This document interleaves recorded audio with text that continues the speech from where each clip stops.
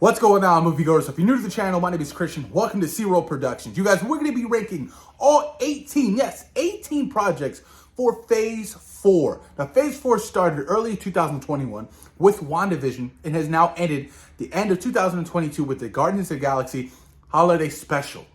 We can all agree that, for the most part, Phase 4 has definitely been mixed, especially within the fandom, you guys.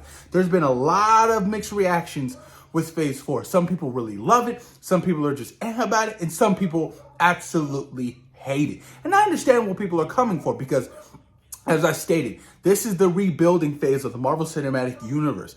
They have the responsibility to now introducing a whole new set of characters into the MCU, hoping fans will attach onto them emotionally and really just, accepting them.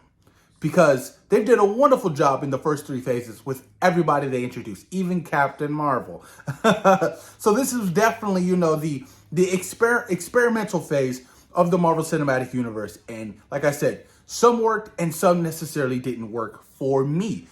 We all have very different of opinions. My top 5 is not going to be your top 5. My top 10 is not going to be your top 10. And I completely understand that, and I'm cool with that.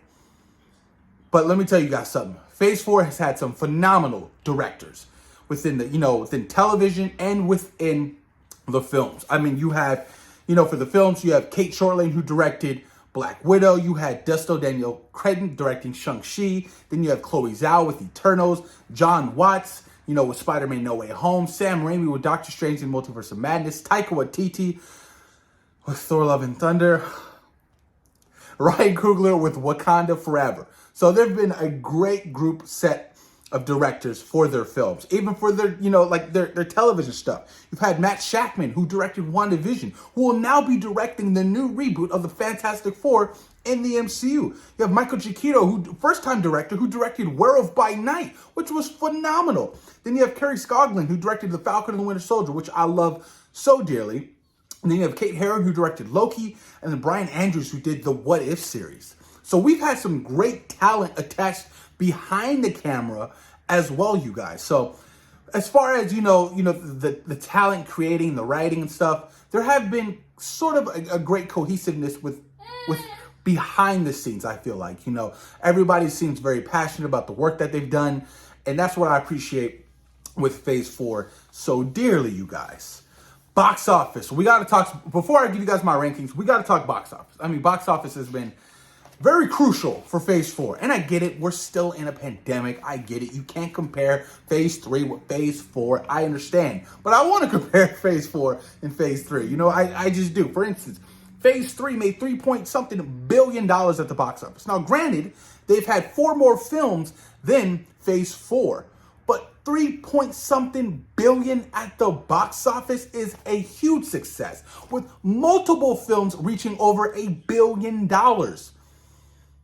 Phase 4 has only had one film reach $1 billion, and that is all. And that's all that it will reach. I'm telling you guys, it's crazy. So far, Phase 4 has made over $5 billion at the box office. $5 billion. But that's not a lot, you guys. Black Widow pulled in $379 million. Relatively low. Then you have Shang-Chi, $432 million. Eternals, $402 million. No Way Home with the juggernaut box office of $1.9 billion. Whoo! Doctor Strange and Multiverse of Madness pulled in $955 million. I think that's a success. It didn't reach $1 billion, but it made more than the first film. Thor Love and Thunder, $760 million. Didn't even make as much as Thor Ragnarok. And Wakanda Forever, as of right now, is standing at $675 million. I think its final run will range between $700 to $750 million, which is really unfortunate, you guys. It's really, really unfortunate that Wakanda Forever is not getting the support that the first Black Panther film did. And it all has to stem from, China's box office. I don't think any of these films, other than No Way Home, has gotten a China release. And that is killing Marvel Studios. That's killing Disney as a whole when it comes to the box office. It's killing them.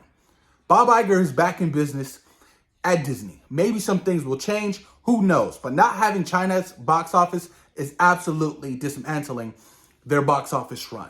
It really is. I mean, for multiple Marvel films not to reach over $500 million is kind of bad. And like I said, I get it. We're still in a pandemic. Okay, whatever. But still, Marvel has such a large fandom that fans will go out and go see the Marvel movie because it's connected to the Marvel Cinematic Universe.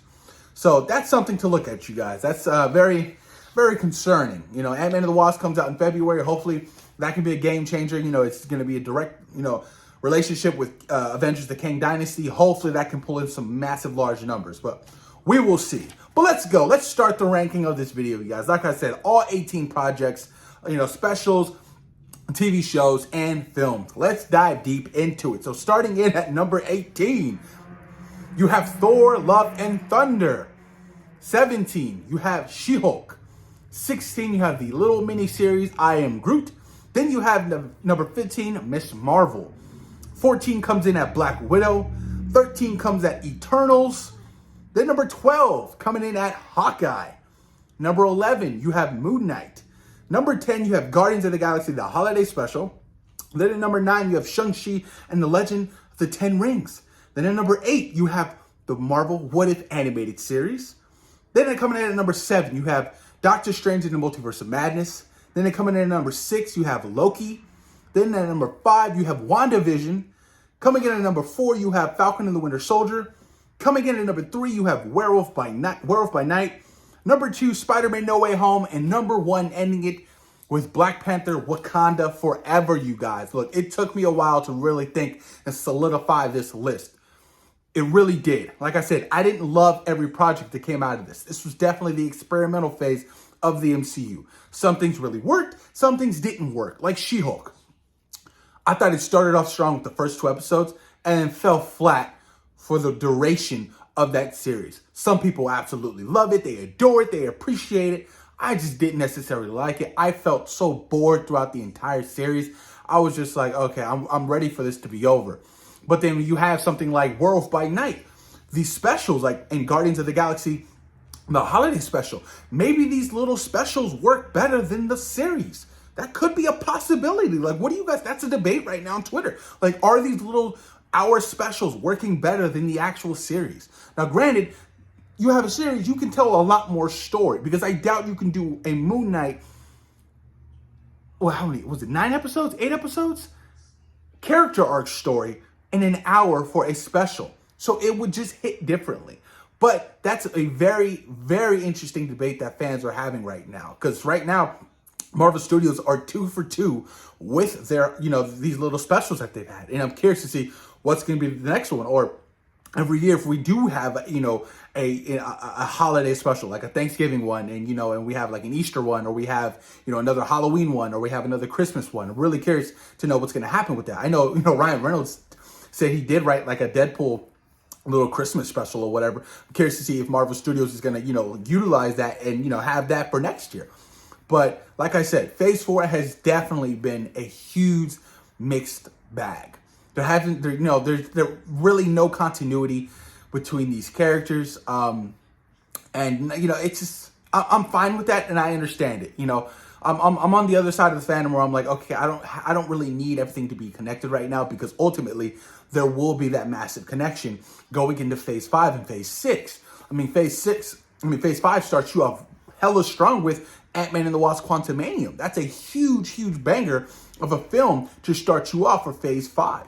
And, moving forward, you have Secret Invasion, you have the Marvels and all that stuff. So I feel like, Phase 5 will definitely be a little bit more prominent than what we've gotten in Phase 4.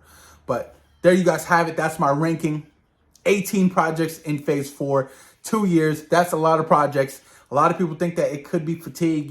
People are just like not yearning, not wanting to see any Marvel projects because we get it every month or every, 2-3 months now. Where back in the day, you got 3 films a year. You got one at the beginning, middle, and end, and you yearned for it. You wanted it. You know what I mean? So it's a little different. I can see where fans are coming from.